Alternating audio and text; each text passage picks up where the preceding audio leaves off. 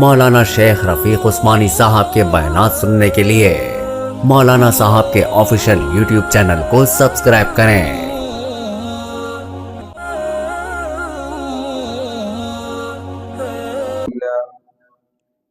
الحمد لله نحمده ونستعينه ونستغفره ونعوذ بالله من شرور أنفسنا ومن سيئات أعمالنا من يهده الله فلا مضل له ومن يضلل فلا هادي له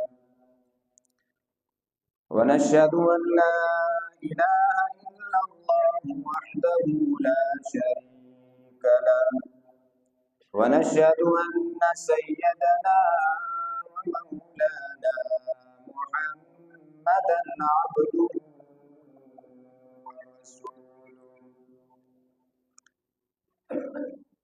أما بعد فأعوذ بالله من الشيطان الرجيم بسم الله الرحمن الرحيم يا أيها الذين آمنوا كتب عليكم الصيام كما كتب على الذين من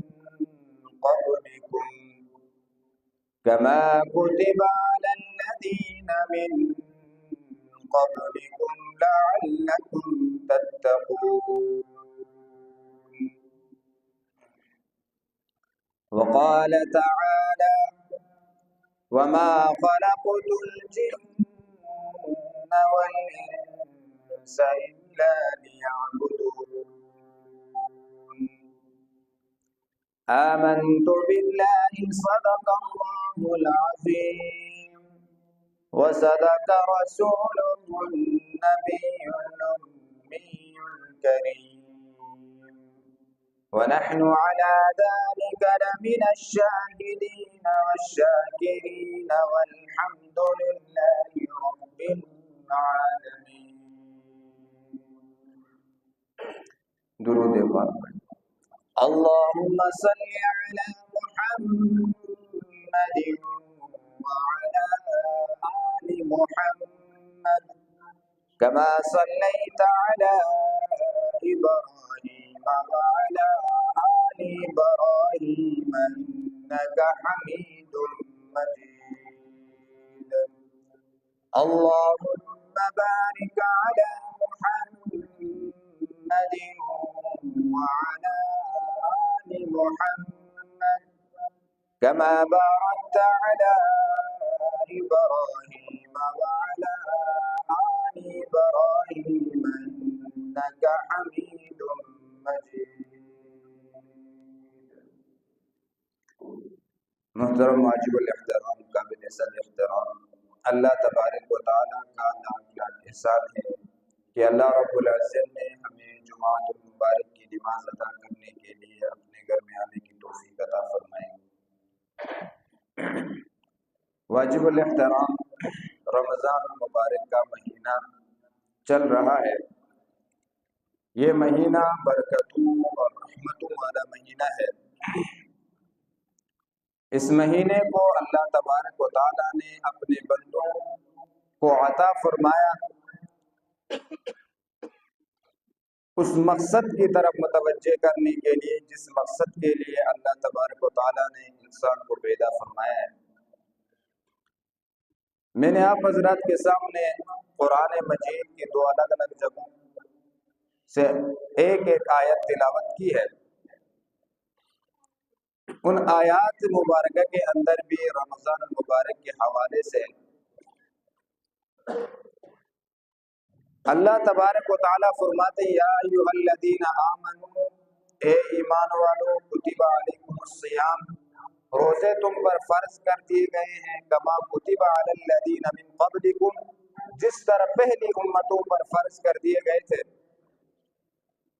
لعلکم تتقون تاکہ تم تقوی حاصل کر سکو۔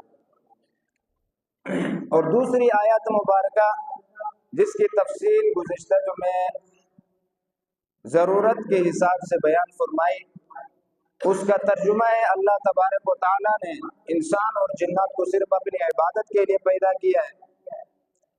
اب عبادت کا طریقہ کیا ہے؟ کوئی انسان عبادت کا طریقہ اپنے عقل سے متعین نہیں کر سکتا، کیونکہ عقلوں میں اختلاف ہو سکتا ہے۔ ہر انسان اپنے عقل کے ذریعے اپنی اپنی عبادت کا طریقہ متعین کرے گا۔ ہر انسان کی اپنی اپنی عبادت کا طریقہ ہوگا، جس سے زمین کے اندر اختلاف ہوگا، افراتفری ہوگی۔ اس لیے اللہ تبارک و تعالیٰ نے اپنی کتاب قرآن مجید کو نازل فرمایا۔ اس قرآن مجید میں اللہ تبارک و تعالیٰ نے اللہ کی بندگی کا طریقہ، عبادت کا طریقہ اور احکام شریعت کو واضح طور پر بیان فرمایا۔ اور قرآن مجید کو اللہ تبارک و تعالیٰ فرماتے ہیں شہر رمضان الذی انزل فیہ القرآن، کہ ہم نے قرآن مجید کو رمضان المبارک کے مہینے میں نازل فرمایا۔ یوں تو اللہ تبارک و تعالیٰ نے آسمانی جتنی بھی کتابیں موسیٰ علیہ السلام پر تورات، عیسیٰ علیہ السلام پر انجیل، ابراہیم علیہ السلام پر صحیفے، داؤد علیہ السلام پر زبور، یہ تمام کتابیں ہیں، ان کو رمضان المبارک کے مہینے میں اللہ تبارک و تعالیٰ نے نازل فرمایا۔ اور آخر میں قرآن مجید لوح محفوظ سے آسمانی دنیا پر لیلۃ القدر کی رات میں نازل فرمایا۔ انا انزلناہ فی لیلۃ القدر، کہ اللہ تبارک و تعالیٰ نے لوح محفوظ سے آسمانی دنیا پر قرآن مجید کو ایک ساتھ نازل فرمایا۔ پھر آسمانی دنیا سے زمین پر وقت کے حساب سے ضرورت سے کبھی ایک آیت، کبھی دو آیتیں، کبھی ایک سورت، ضرورت کے حساب سے 23 سالوں کے اندر اللہ تبارک و تعالیٰ نے قرآن مجید کو آسمانی دنیا سے زمین میں داخل فرمایا۔ اب انسان کو پیدا کیا اللہ تبارک و تعالیٰ نے اپنی عبادت کے لیے، اور عبادت کا طریقہ اللہ تبارک و تعالیٰ نے قرآن مجید میں واضح فرما دیا۔ اور قرآن مجید کو اللہ تبارک و تعالیٰ نے رمضان المبارک کے مہینے میں نازل فرمایا۔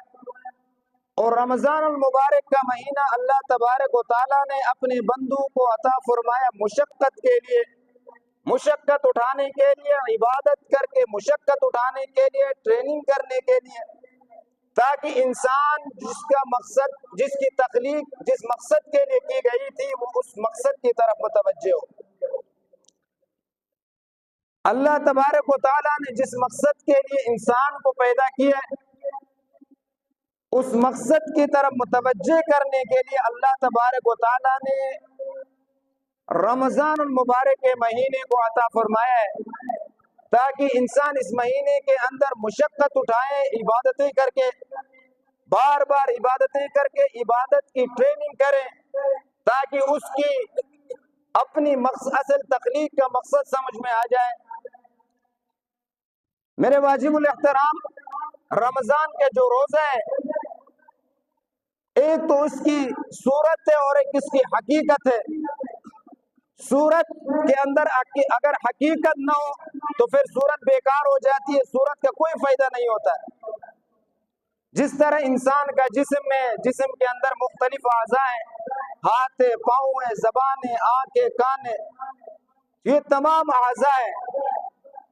تو جو جسم اللہ تبارک و تعالیٰ نے انسان کو عطا کیا ہے، یہ اس کا اصل صورت نہیں، بلکہ انسان کا اصل حقیقت اس کی روح ہے، کیونکہ جو اعضاء ہیں، ان اعضاء کے اندر اللہ تبارک و تعالیٰ نے روح کو اتاری، اور جب تک جسم کے اندر روح موجود ہے، انسان کی آنکھ دیکھ سکتی ہے، کانوں سے سن سکتا ہے، زبان سے بول سکتا ہے، ہاتھوں سے پکڑ سکتا ہے، زبان سے بول سکتا ہے، اور پاؤں سے چل سکتا ہے۔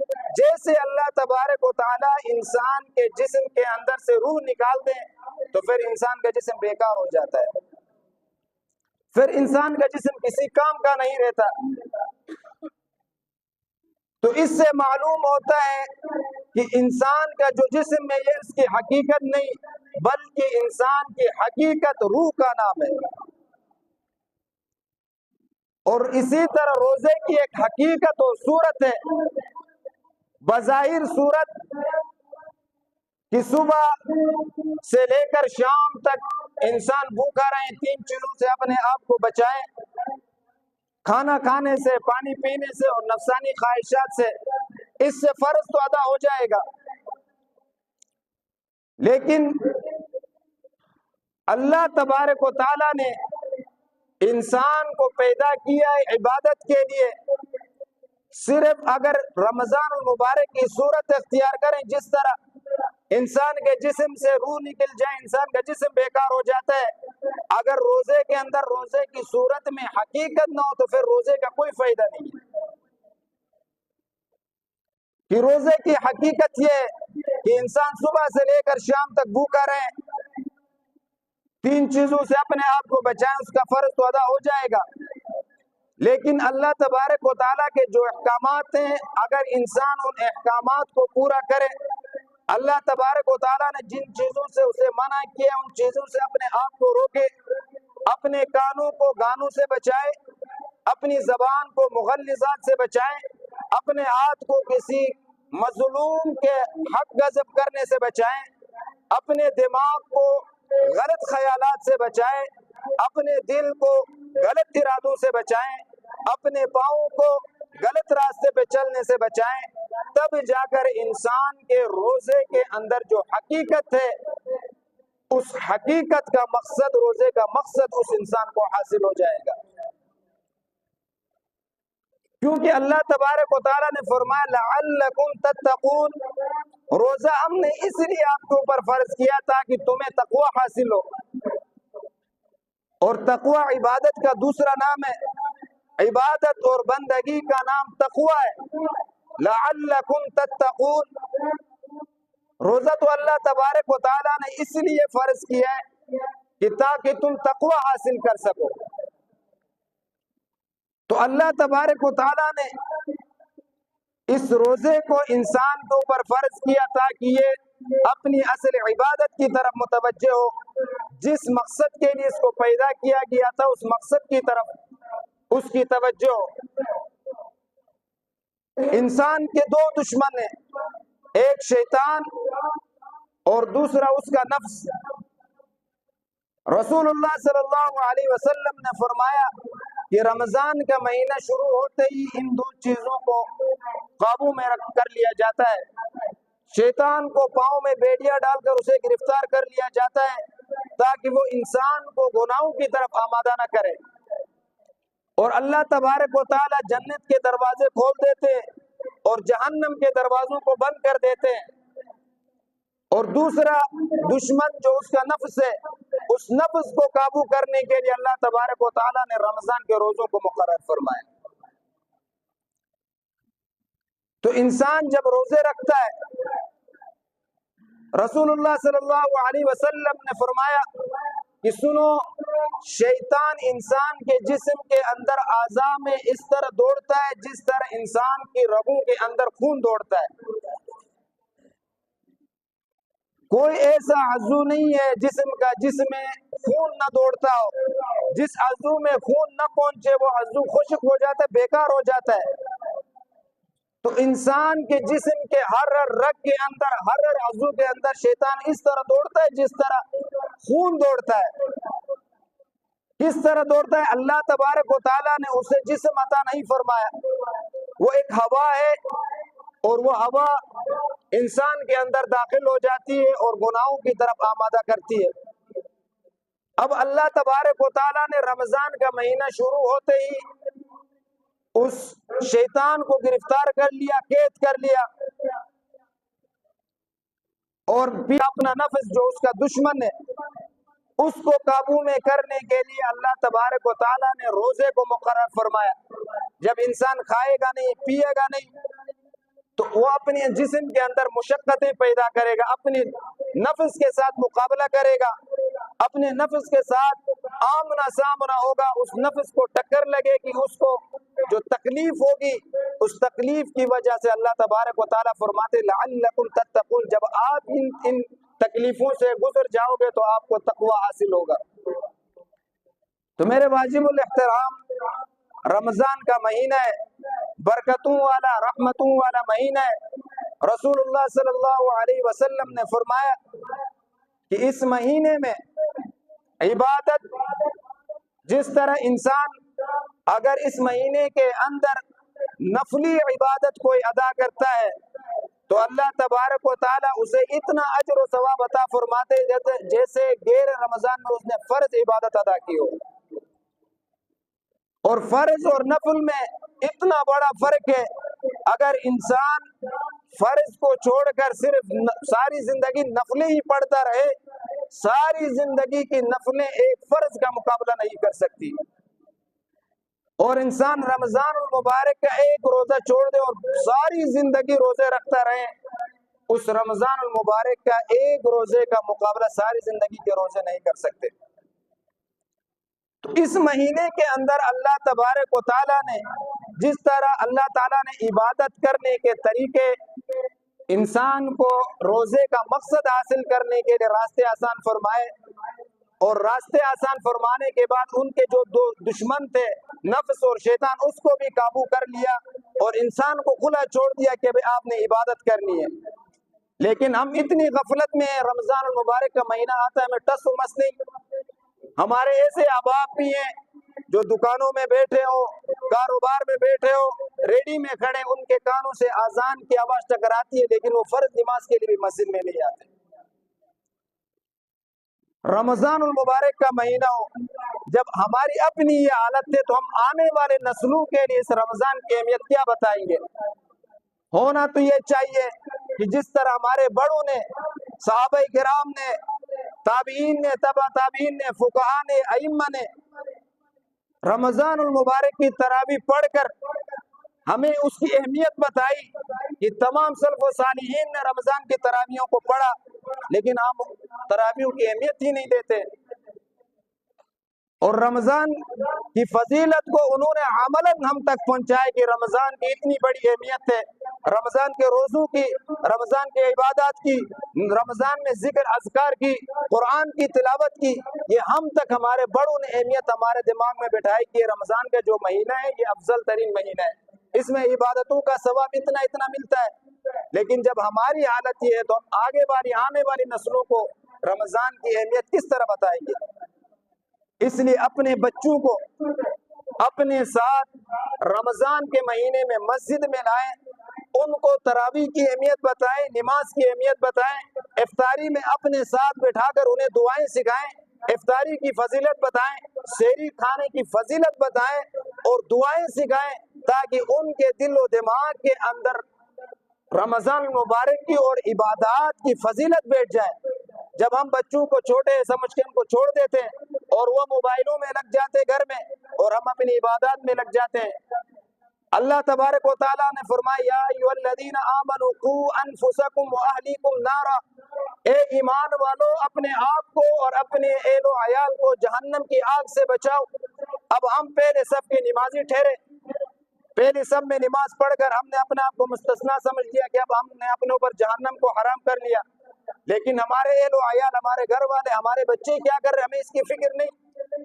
باپ رات کو تراویحاں پڑھ کر تھک جا کر گھر میں سو جاتا ہے اور بیٹا رات کو نکلتا ہے کھیلنے کے لیے، رات بھر موبائل لے کے بیٹھ جاتا ہے، فلمیں دیکھتے ہوئے گزارتا ہے، اور کہا یہ جاتا ابھی تو جوان ہے، وقت ہے ابھی اس کا پتہ نہیں۔ جب ہم بڑھاپا آتے تو ہم عبادت کی طرف زور دیتے ہیں۔ اس لیے شیر جو ہوتا ہے بوڑھا ہونے کے بعد وہ بھی شکار کو چھوڑ دیتا ہے۔